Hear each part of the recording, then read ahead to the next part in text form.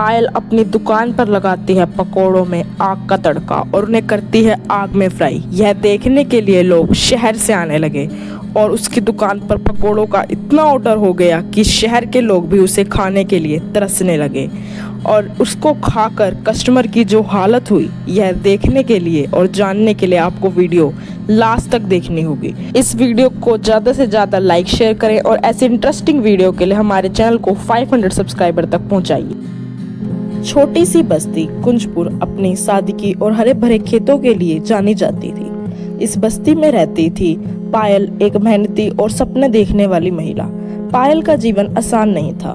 पायल के पति गुजर जाने के बाद अपने 2 छोटे बच्चों का पेट पालने की जिम्मेदारी उसी के कंधों पर आ गई थी। उसने खेतों में मजदूरी की, घरों में बर्तन धोए, जो भी काम मिला किया। वैसे तो वह +2 पास थी, पर उसे इस बुरे समय में कोई जॉब भी नहीं मिल रही थी।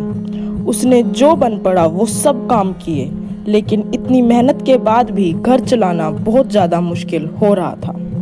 पायल के मन में हमेशा से कुछ काम करने की इच्छा थी, पर उसकी शादी हो गई और वह सपना उसका बीच में ही अधूरा रह गया। वह सोचती कि अगर उसका छोटा सा भी व्यवसाय होता तो शायद वह अपने बच्चों को एक बेहतर भविष्य दे पाती। और उसकी कहीं जॉब भी नहीं लग रही थी, इसलिए घर की परिस्थितियां और भी मुश्किल होती जा रही थी। एक दिन वह गांव के मेले में जाती है। मेले में एक दुकान पर सबसे ज्यादा भीड़ होती है। वह उस दुकान के पास जाती है। वह देखती है कि वहाँ पकोड़े बिक रहे होते हैं और लोग बड़े मजे से घर के जैसे स्वाद वाले पकोड़े वहाँ खाने का आनंद ले रहे होते हैं। वहाँ पर वह देखती है कि वहाँ तरह तरह के पकोड़े बिक रहे थे और लोग उसे बड़े आनंद के साथ खा रहे थे, क्योंकि मेले में कुछ भी ऐसा नहीं था जिसमें घर के जैसे स्वाद हो और वह खाने में टेस्टी भी लगे। फिर वह सोचती है कि क्यों ना मैं भी पकोड़े बेचूं। यह विचार आते ही पायल उत्साहित हो उठती है। उसके बाद क्या था, वह घर वापस आते हुए बचत के पैसों से बेसन, मसाले और तेल को खरीदती है और साथ ही साथ तरह तरह के पकोड़े बनाने के लिए तरह तरह की सब्जियां, पत्ता गोभी, प्याज, आलू, यह सब खरीदती है। फिर क्या था, वह यह सारा सामान खरीदकर घर वापस आ जाती है। घर आकर उसे याद आता है कि उसकी माँ ने उसे पुरानी रेसिपी से स्वादिष्ट पकोड़े बनाने बताए थे। उसके खाने की तारीफ पूरे गांव में होती थी। पायल का खाना पूरे गांव में मशहूर था। उसके खाने में एक अलग ही टेस्ट था। अब उसने अपनी माँ की रेसिपी से पकोड़े बनाने शुरू किए और पकोड़ों की खुशबू इतनी ज़्यादा कि वो आधे गांव में घूम जाती।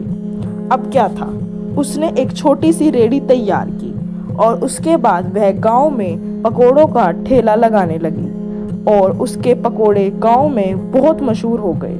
लोगों को उसके खुशबू और स्वाद बहुत ज़्यादा पसंद आया। पहले दिन उसकी अच्छी कमाई हुई और अब पायल का हौसला बढ़ गया। पहले वह एक जगह पर खड़े होकर ठेला लगाती थी, लेकिन अब वह गांव में घूम घूम कर पकोड़ों को बेचने लगी। बच्चे स्कूल से आते वक्त उसके पकोड़े खाते और महिलाएं इकट्ठे होकर उसके पकोड़े खाने का आनंद लेती। अब उसकी कमाई से उसने एक कमरा किराए पर ले लिया और वह बहुत खुश रहने लगी। पर गांव में उसकी कमाई पक्की नहीं थी। कभी कभार कमाई हो जाती और कभी कभार लोग ना आते तो उसकी कमाई नहीं भी होती थी, पर यह उसके लिए एक निश्चित कमाई का साधन नहीं बना। वह ऐसा कुछ चाहती थी जिससे कि उसका बिजनेस में कमाई होती रहे और वह अपने बच्चे और अपने परिवार को एक अच्छा जीवन दे सके। फिर उसे किसी ने सलाह दी कि बस स्टैंड के पास बहुत ज़्यादा लोग तरह तरह की रेहड़ियाँ लगाते हैं और वहाँ उनकी बहुत बिक्री होती है। फिर क्या था, पायल भी बस स्टैंड के पास जाती है। पायल वहाँ देखती है कि वहाँ बहुत से लोग रेहड़ी लगा रखे हैं। वहाँ एक बूढ़े अंकल जूस की दुकान खोले हुए होते हैं और बहुत से ग्राहक उनकी दुकान पर आते हैं। क्योंकि वहाँ बसों का टाइम बार बार बदलता रहता है तो बहुत से लोग बस स्टैंड पर आते रहते हैं। पायल भी सोचती है कि मुझे भी अपने पकोड़ों की दुकान यहीं पर लगानी चाहिए, इससे मेरी भी बहुत अधिक बिक्री होगी। अब पायल की दुकान पर पकोड़ों की अच्छी बिक्री होना शुरू हो गई थी और बहुत से लोग उसकी दुकान पर पकोड़े खाने के लिए आने लगे थे।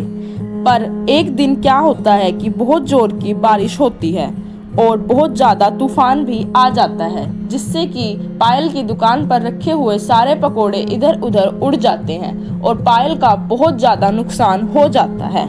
फिर पायल सोचती है कि बाजार में ये जगह हमेशा मेरे लिए निश्चित नहीं होगी और मौसम भी हमेशा मेरा साथ नहीं देगा। बारिश या तेज धूप में ठेला लगाना बहुत मुश्किल हो जाता है।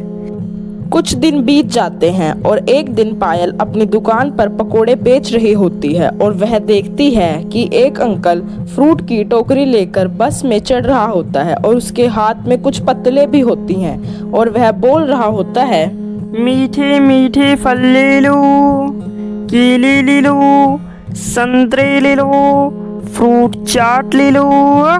पायल भी घर आकर सोचती है कि वह भी यह काम कर सकती है। अगले दिन क्या था, पायल सुबह जल्दी उठती है। उसने ताजे पकोड़े बनाने शुरू किए और एक बड़ी टोकरी में सजाकर वह भी बस स्टॉप पर पहुंच गई। जब बस आई तब वह थोड़ी हिचकिचाई, लेकिन फिर हिम्मत कर वह बस में चढ़ गई। उसने मधुर आवाज में कहा, गर्मा गर्म पकोड़े वाली, एक बार खाओगे बार बार आओगे, स्वाद भूल नहीं पाओगे। बहुत से लोगों ने उसे अजीब सी नजरों से देखा। बहुत से लोगों ने उसका बहुत ज्यादा मजाक उड़ाया, लेकिन पायल ने हार नहीं मानी। वह हर यात्री से विनम्रता से बात करती और उन्हें अपने पकोड़ों के बारे में बताती। धीरे धीरे लोगों को उसकी मेहनत और पकोड़ों के स्वाद पर भरोसा होने लगा। कुछ दिनों में पायल बस में पकोड़े बेचने के लिए मशहूर हो गई। सुबह और शाम जब कुंजपुर से शहर और शहर से कुंजपुर जाती बस, तो लोग उसका इंतजार करते। उसके पकोड़े इतने स्वादिष्ट होते थे कि कई लोग तो सिर्फ उसके पकोड़े खाने के लिए ही बस में चढ़ते थे। बच्चों को तो उसके पकोड़े का स्वाद बहुत ज्यादा पसंद था। बस के ड्राइवर और कंडक्टर भी पायल का बहुत सम्मान करते थे। वे उसकी मेहनत और लगन को देखकर प्रभावित थे। कई बार वे उसकी मदद भी करते थे, जैसे किसी अनजान यात्री को उसके पकोड़ों के बारे में बताना। एक दिन पायल बस में पकोड़े बेच रही होती है और उसी बस में एक बुजुर्ग व्यक्ति आता है। वह बहुत ज्यादा थका और उदास लग रहा होता है। वह सीट पर बैठता है, तभी उसे जोर से खांसी आती है और पायल उसे पानी का ग्लास देती है। वह व्यक्ति पानी पीता है और पायल का बहुत अधिक धन्यवाद करता है। उसके बाद पायल उन्हें गर्मा गर्म पकोड़े देती है। पकोड़े इतने ज्यादा पसंद आते हैं कि वह पायल से उसकी सारी कहानी पूछते हैं। पायल अपनी सारी बातें उस बुजुर्ग अंकल को बताती है। वह बुजुर्ग आदमी शहर का एक बहुत बड़ा व्यापारी होता है।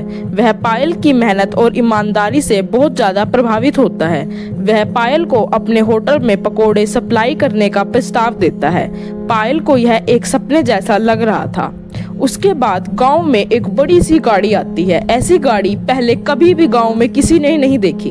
बच्चे उस गाड़ी के पीछे भागते हैं। तभी वह गाड़ी वाला एक आदमी के पास रुकता है और उससे पायल का पता पूछता है। फिर वह व्यक्ति पायल का पता पूछकर पायल के घर पहुंच जाता है और पायल के पास जाकर बोलता है, मुझे उन्हीं सेठ ने भेजा है जिनको आपने बस में पानी पिलाया था।